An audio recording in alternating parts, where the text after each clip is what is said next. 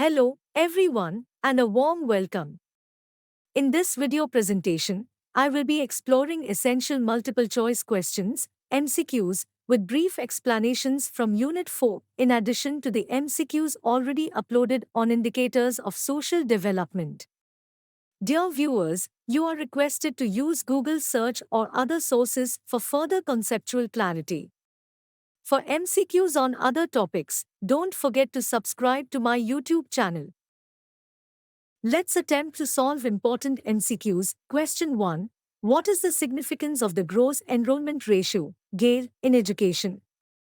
A. It measures the number of graduates per year. B. It indicates the percentage of students enrolled at different levels of education. C. It measures the number of teachers per student. D. It reflects the quality of primary education. The correct answer to question 1 is option B. It indicates the percentage of students enrolled at different levels of education. Explanation: the gross enrollment ratio, GARE, represents the percentage of students enrolled at different levels of education compared to the total eligible population in the relevant age group.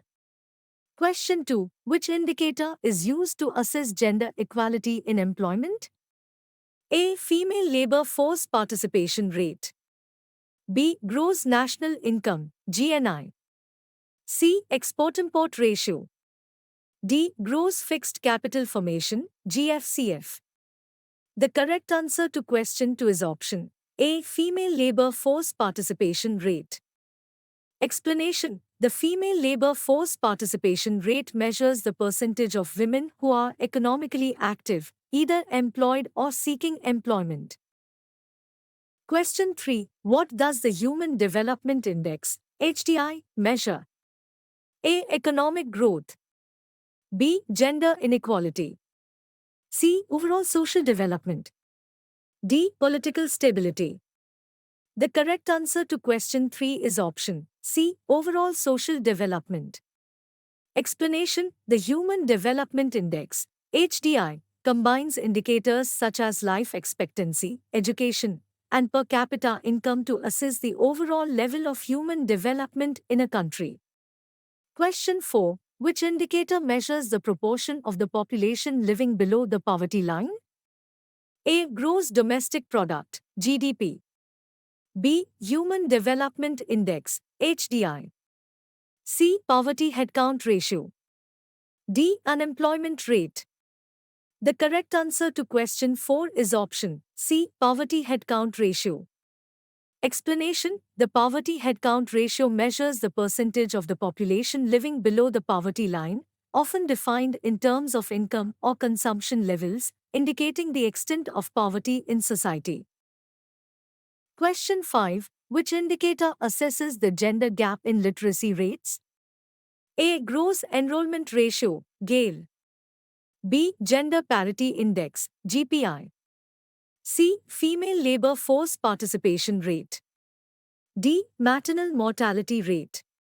The correct answer to question 5 is option B. Gender parity index, GPI. Explanation: the GPI compares the literacy rates of females to males, reflecting gender disparities in access to education and literacy levels. Question 6. Which indicator assesses the proportion of the working-age population that is employed or seeking employment? A. GDP growth rate. B. Labor force participation rate. C. Human Development Index, HDI. D. Poverty Headcount Ratio. The correct answer to question 6 is option B. Labor force participation rate. Explanation: the labor force participation rate measures the percentage of the working-age population, typically ages 15 to 64, that is either employed or actively seeking employment. Question 7. Which indicator assesses the equality of educational opportunities between genders? A. Gross enrollment ratio, GALE. B. Gender parity index, GPI. C. Labor force participation rate. D. Poverty headcount ratio. The correct answer to question 7 is option B. Gender parity index, GPI. Explanation: the Gender Parity Index, GPI, measures gender disparities in enrollment rates at different levels of education, providing insights into the equality of educational opportunities between boys and girls. Question 8. Which indicator measures the proportion of children who are not enrolled in primary education? A. Gross enrollment ratio, GALE. B. Out-of-school children rate. C. Gender Parity Index, GPI. D. Labor force participation rate. The correct answer to question 8 is option B. Out-of-school children rate.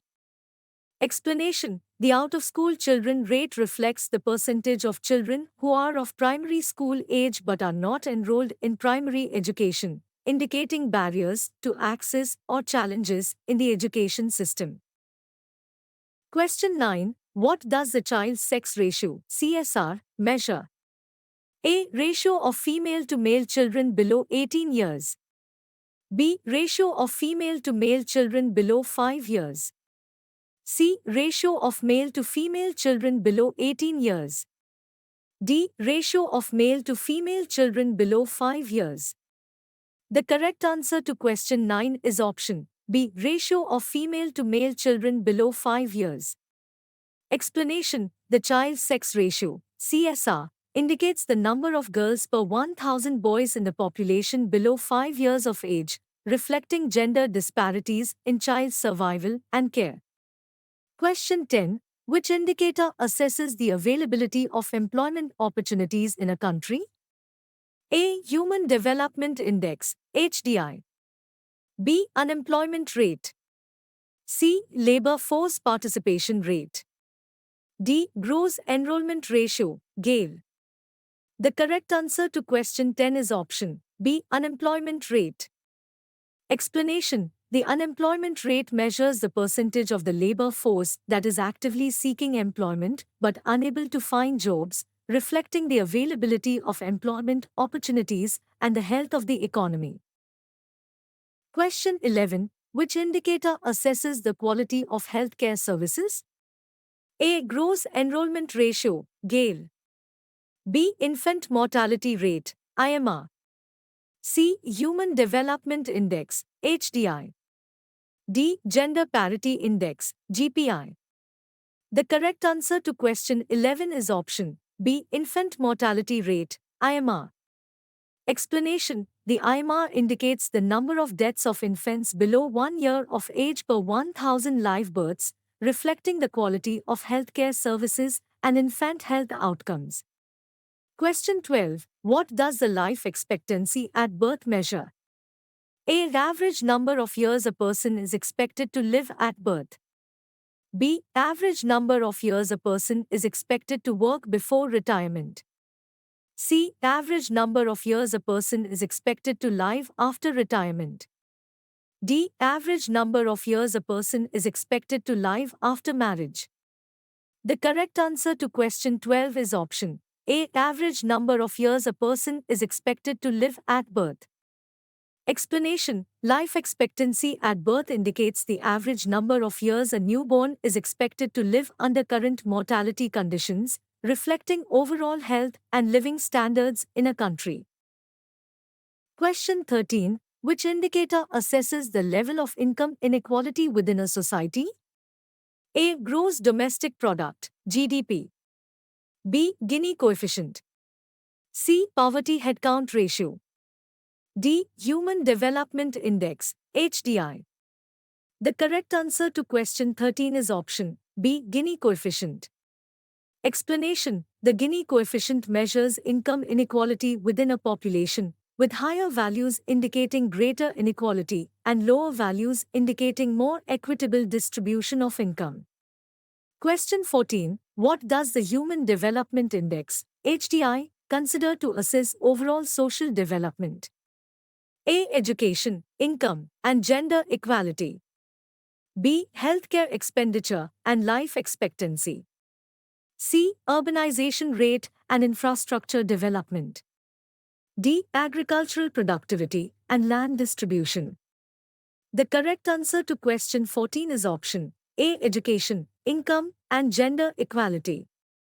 Explanation: the HDI combines indicators related to education, such as literacy and enrollment rates, income, measured by gross national income per capita, and gender equality, measured by Gender Parity Index, to assess overall social development.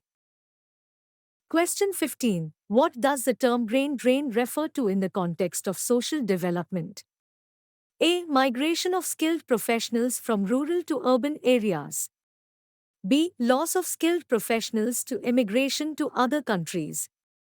C. Decline in cognitive abilities due to aging.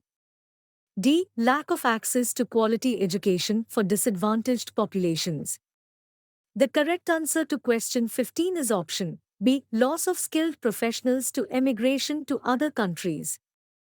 Explanation: brain drain refers to the emigration of highly skilled professionals, such as doctors and engineers, from their home country to other countries in search of better opportunities, leading to a loss of talent and expertise within the country.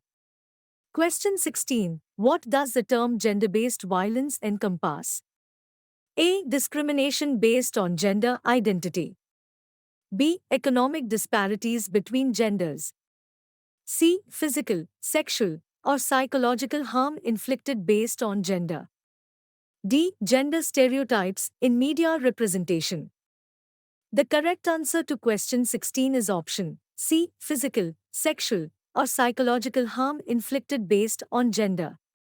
Explanation: gender-based violence refers to any harmful act that is perpetrated against an individual based on their gender, including physical, sexual, or psychological violence. Thank you everyone. Don't forget to subscribe to my YouTube channel Education and Teacher Education at Shoki Bilal.